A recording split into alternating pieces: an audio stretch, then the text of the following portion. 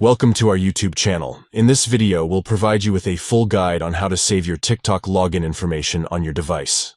If you want quick and convenient access to your TikTok account, follow these simple steps to save your login info. Step 1. Open the TikTok app on your device. Step 2.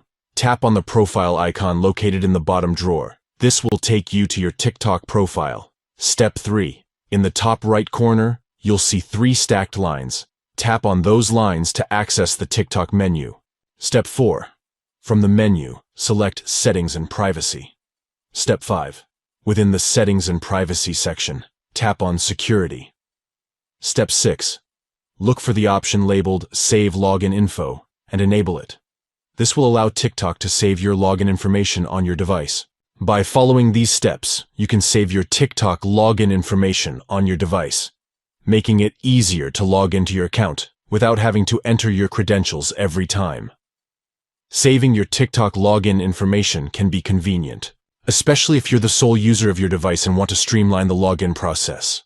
Thank you for watching, and enjoy the convenience of saving your TikTok login info on your device.